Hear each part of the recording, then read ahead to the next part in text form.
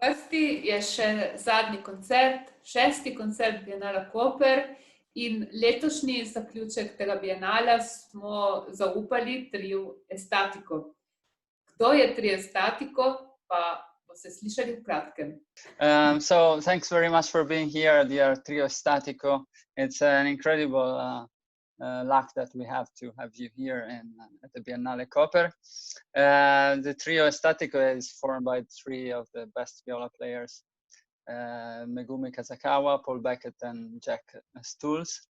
And at the moment you are quite far away from each other, I guess.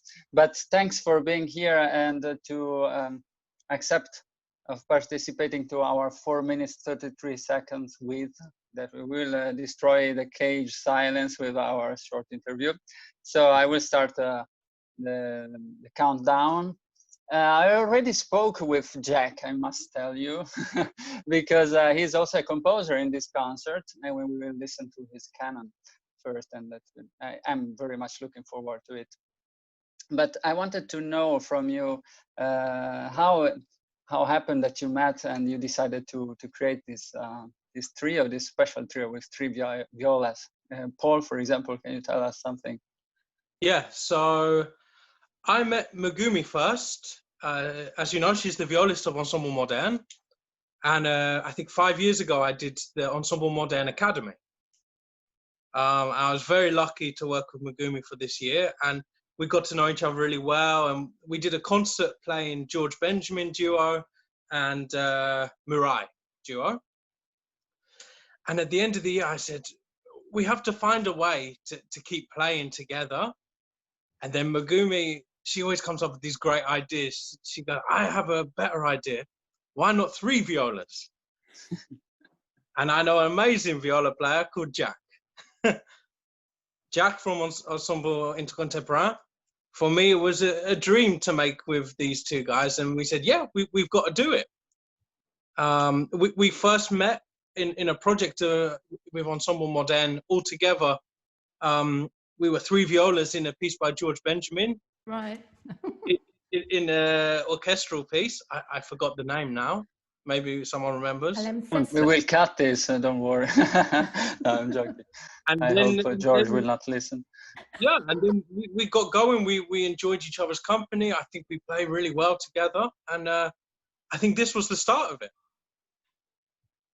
Yeah, that's great. You have never enough of violas, I guess. So maybe you can start a quartet later on. And it's fantastic. I must say, from my point of view, it's the combination of 3 violas. It's really incredible.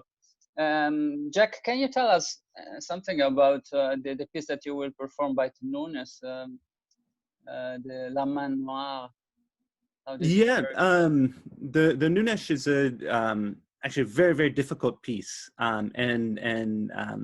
we'd actually rehearsed that piece a number of times in different kind of settings. Megumi and Paul came to Paris at one point, and we spent a whole day rehearsing that piece, and then we recorded it in Frankfurt. I think what's really special about the piece is it's so contrapuntal, and there's so many different things going on at the same time as with all of Nunes's music. And for us, it's such a pleasure because it shows the different individuality of each member of the group. And I think that's what's, one of my favorite things is that each one of us is so different in the way that we play. And when it comes together, it's such a fantastic medley of viola voices. Yeah, and so Megumi, you are like the mascot, we say in Italy, of the trio.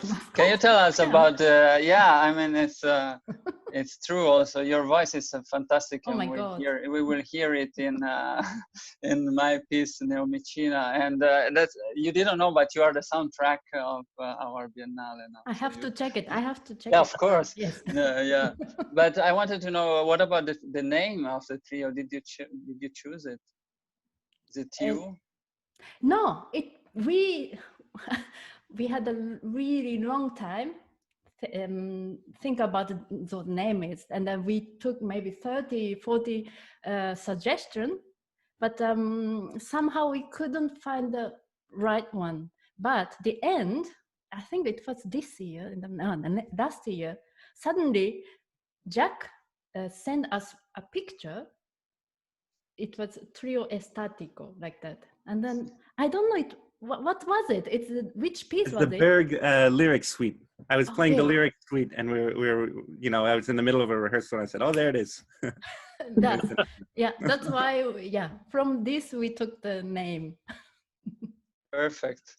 Yeah, so our 4 minutes 33 seconds was really in time. So Really? we have to say. So we are very happy to have you here, and we will enjoy your concert.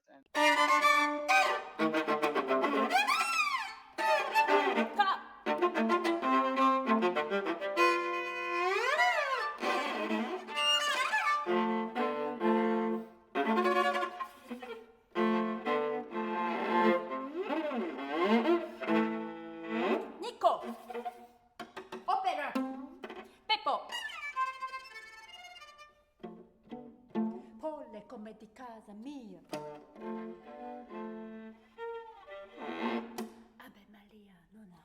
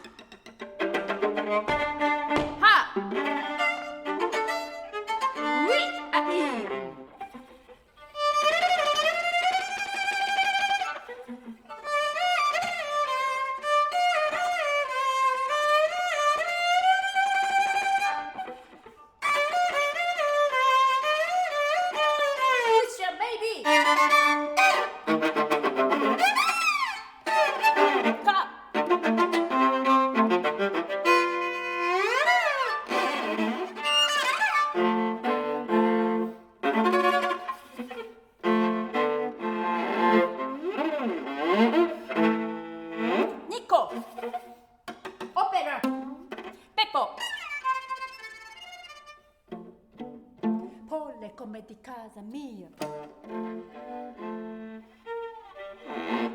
Ave Maria, nonna.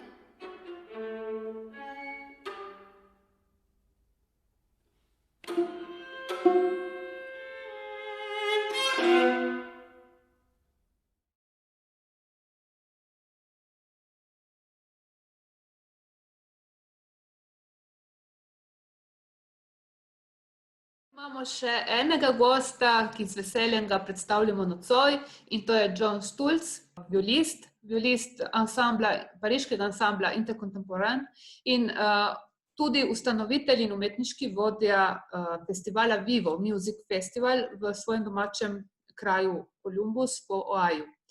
Kot violist je nastopil z mnogimi pomembnimi ansambli, kot je Klang for Wien, Ensemble Modern, Talea Ensemble in še veliko drugih, in sodeloval je tudi na pomembnih mednarodnih odrih in se vedno izkazal kot izjemen glasbenik.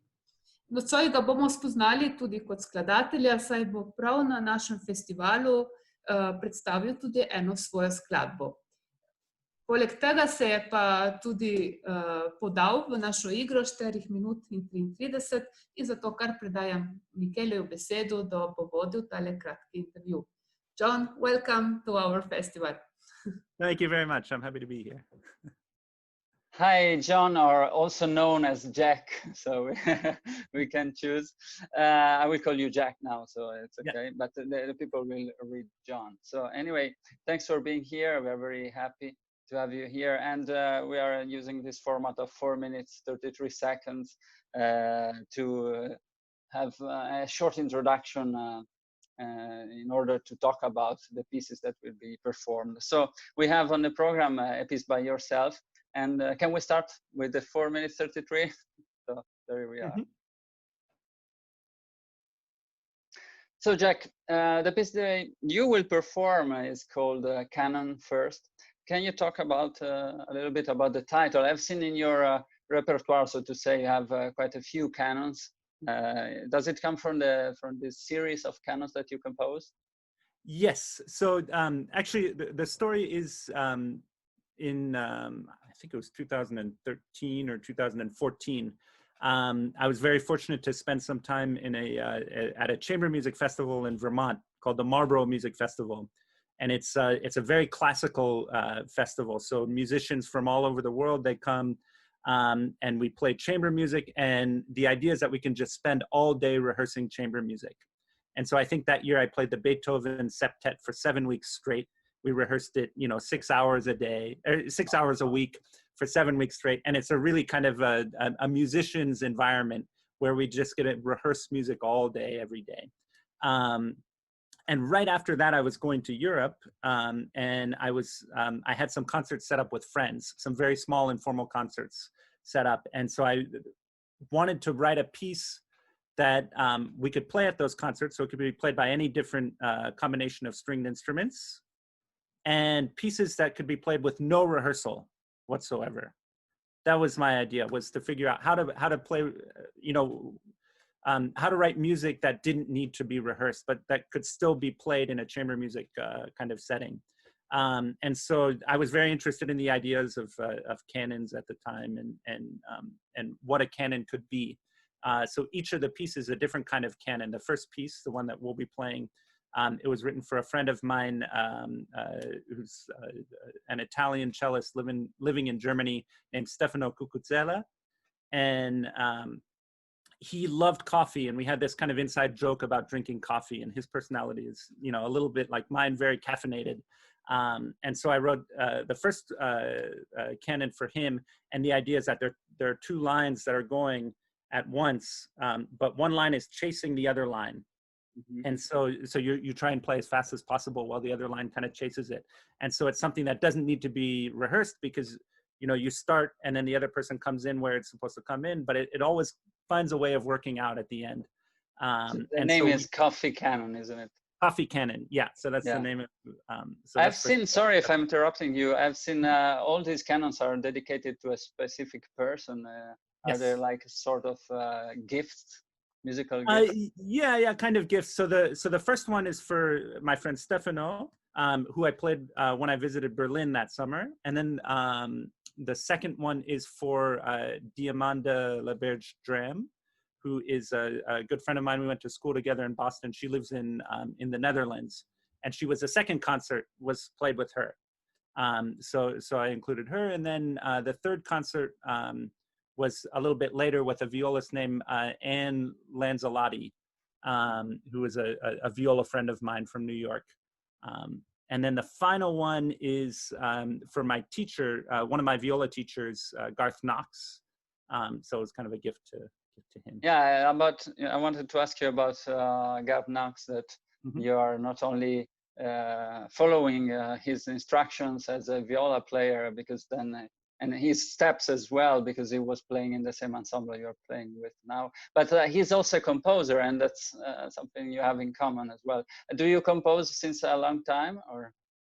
Yeah, I guess I've always been interested in it, but more as informally, I would say. More as a I definitely don't have any career desires to become a a composer and get commissions and all of that stuff. So it's more kind of just a natural expression at certain times in my life when I feel like it's a good outlet. For instance, when I was in Vermont and rehearsing 10 hours a day of chamber music. Yeah, that's good. And you have something to do, and in the future when you will get bored by the viola. Yes. That's very good then. So thank you very much. It's 4 minutes 33 seconds are over now, and they were really perfect.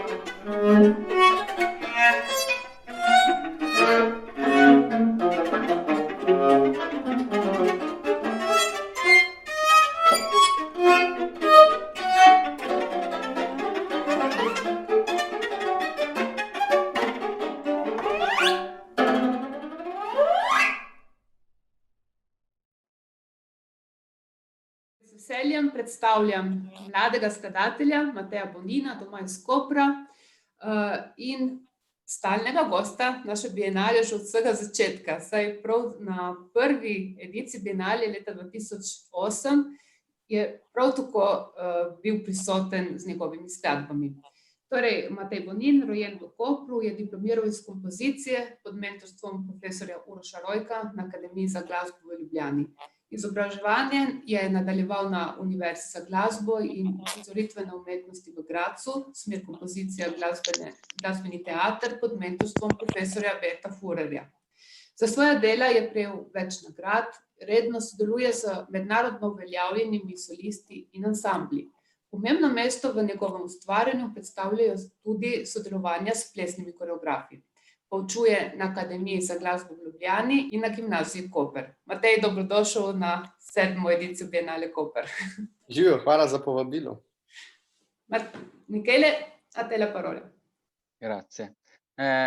Dear Matej, thanks for being here with us and for accepting to participate to this sort of game, 4 minutes and 33 seconds with.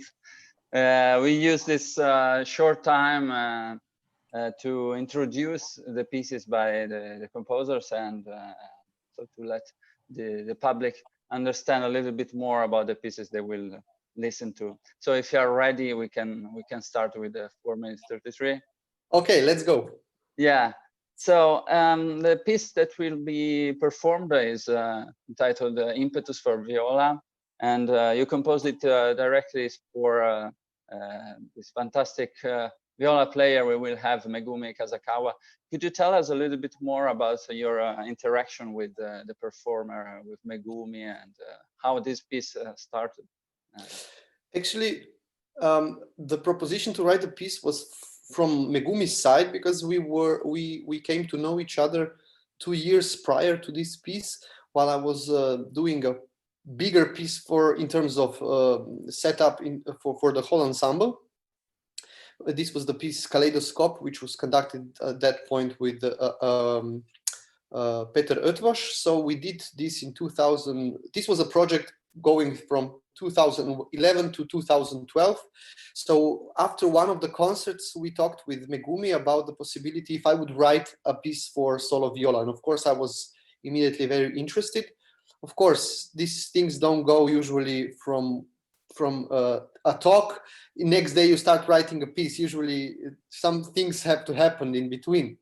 So eventually the piece was finished in 2014. We met sometime once. I remember I went to Frankfurt to test a few things, because it's technically quite demanding, all these positions with hand that go glissando and they transform, and she always has to change positions. She said it was quite demanding, and it was also very important for me to check if things are possible. So yes,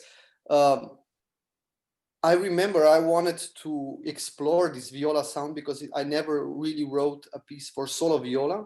I find it a very nice instrument. Actually, I would love to write more for it. And of course, Megumi is also a wonderful performer. So the piece that she asked me to write actually was for her portrait CD. So I don't think it was played live, but it was played. I mean, the first performance was when the CD came out. Mm-hmm. It's very interesting to me when I was listening to this piece, the fact that the title refers to a sort of very strong power, and then if you listen to it at the beginning, at least, it starts very soft, and then there is this very aggressive sounds, which sound a little bit also intimate somehow. It's a very intimate piece from my point of view. Is it true, or? Yes, I'm always very fascinated by trying to combine diametrically opposed qualities. For example, even the title Impetus, which would suggest somehow this flux going forward. At the same time, because I was at that time, I was very somehow concerned with the topic of how do the elements, they circulate all the time. So somehow they always possess a quality of moving forward, always in a rush going somewhere. But at the same time, while you have elements that are always, let's say, recognizable after a while, because they start circulating around each other, almost like a rondeau form, basically, then it has also the same time, it has a quality of limbo. You know, you're always running, but you're always at the same place. So and maybe also what you said now, this intimacy comes from that, because at one point it is very aggressive or it is very gentle, both at the same time, but it comes this inner circle very closed in itself. So maybe from this point, I don't know, I'm speculating, it gave you the impression of this intimacy. On the other hand, there are also certain sounds which are very fragile, very intimate, opposed to some of those that are very strong. For example, when I'm using empty strings in combination with another one, these are very powerful sounds, very strong, full of sound. On the other hand, there are very fragile flageolets and col legno battuto, for example, which have completely opposite quality to it.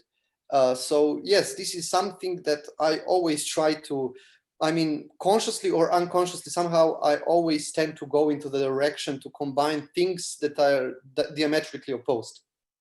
Yeah, I mean, it's a very nice piece where you really combine also the use of extended techniques with the use of the real viola sound in a very delicate way. So I really liked it, and I hope the public will too. I'm sure. Yes, I so also thanks hope very they much. will like It's yeah. So our 4 minutes 33 are perfect, and okay. so thanks. And yeah.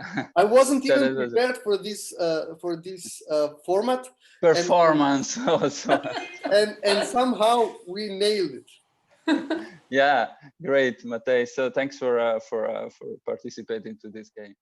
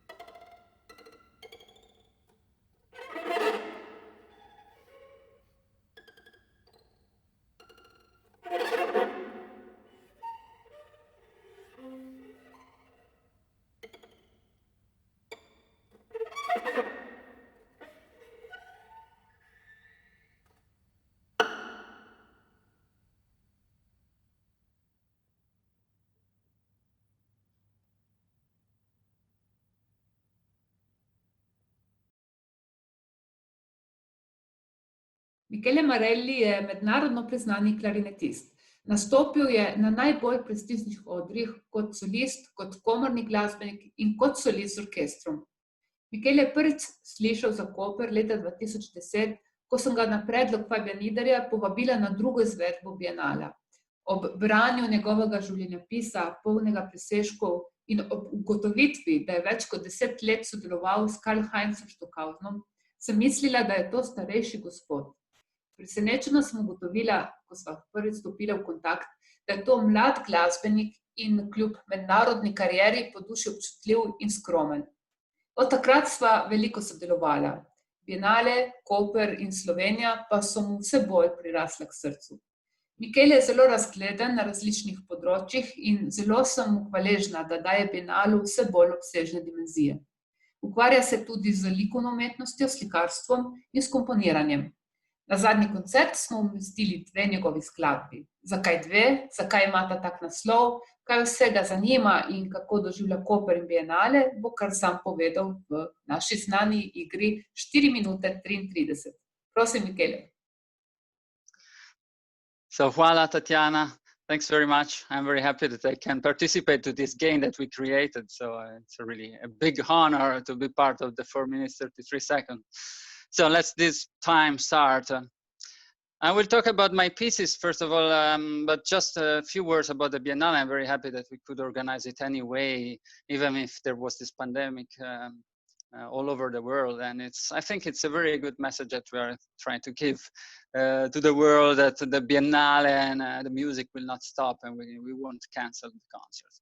Anyway, this having been said, about my pieces, there are 2 pieces performed in this concert, and Neomicina and Flumetasone are actually very much related to each other, because since a few years, I am composing pieces dedicated to medicines. And Flumetasone and Neomicina are actually in the medicine Locorten. They put together, they make this medicine Locorten I often use for my aftas in my mouth, these little things coming because of the clarinet. And so I'm very good friend of Locorten, as of many other medicines. And so the first piece, Neomicina, is for viola solo, and is when I had the chance to write for this fantastic trio Estatico. It's made by 3 of the best viola players in the world. So Megumi Kasakawa from Ensemble Moderne, Paul Beckett from Ensemble Recherche, and Jack Stulz from Ensemble Intercontemporain.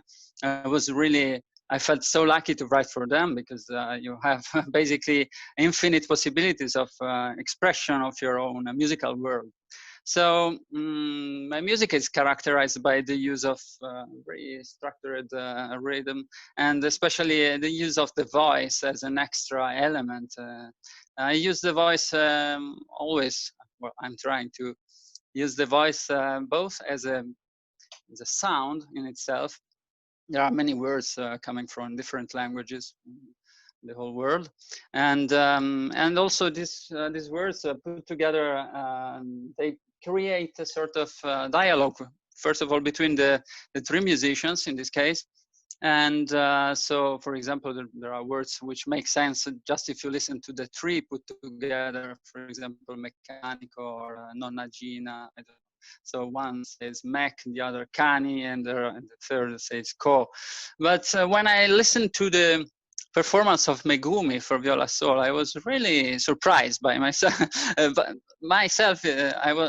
I was incredibly surprised by the poetry, by the poetical interpretation that Megumi made of this part. And so somehow I had the feeling as if when I was a child, when I was listening to my mother talking to someone on the phone, and I didn't know who this person was, and I wanted to understand with whom was she talking, and but I could only listen to one side of the discussion. And so I think it's not bad to first of all listen to just the Megumi discussion, and then at the end of the piece in the Flumetasone to listen to the whole discussion of the 3 musicians. So what I was saying is that there is this rhythm, and the structure is very strongly constructed, and but these voices make a sort of dramaturgy, and they create a story which is not directly explained. You cannot have a story which is written or described, but they make sense for me. They evoke a sense. They not really tell you a story directly, but this story is evoked by the words. So the words somehow bring with themselves an inner meaning, even if you don't really understand the words. And for example, in the end, Megumi says Ave Maria or Nonna, and Jack should say Gina, but then even if Gina is not explained, the word Nonna tells you so many stories about your grandmother, at least to me. And so have a nice concert, and thanks very much.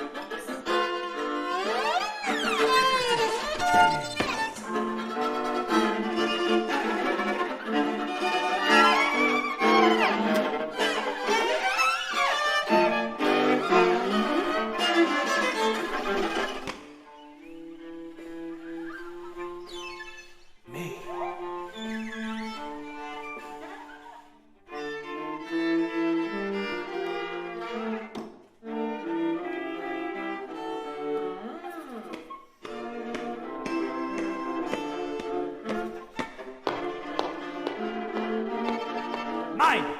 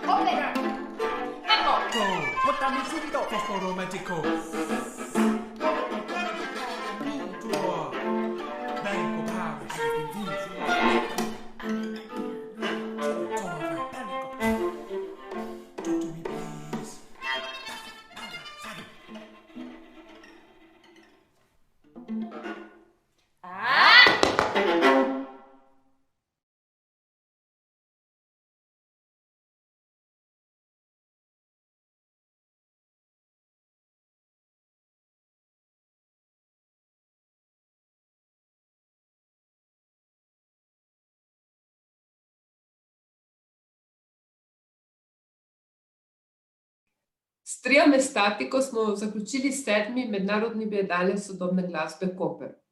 Priznam, da so bile emocije ob pripravah, srečanjih z gosti in ob poslušanju koncertov prav tako močne in barvite, kot se lahko v živo.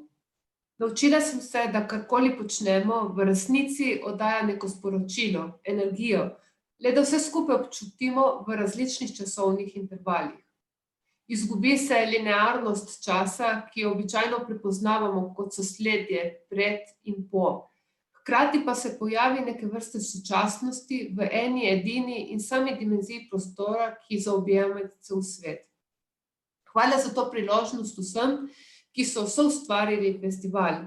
Hvala vsem skladateljem in izvajalcem. Hvala vsem, ki so nas podprli, sofinancirali, ki so nam pomagali z medijsko podporo in s promocijo.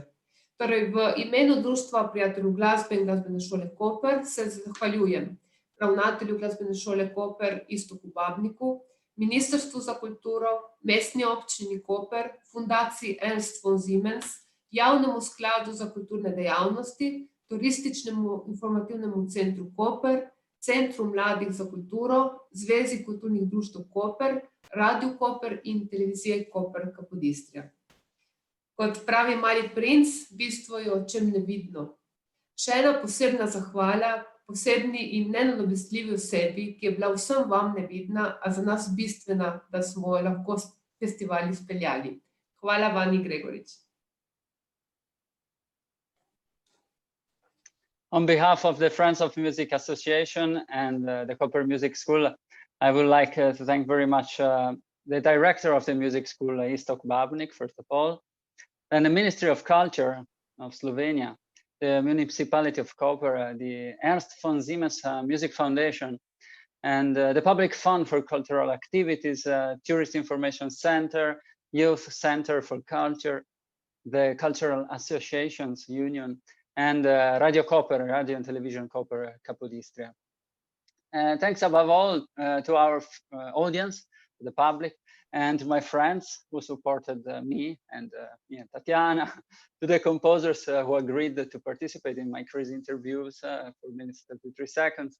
Thanks also to the wonderful Ensemble Musikfabrik, first of all, from Cologne, the trio ESTATICO, who also played today 2 of my pieces wonderfully.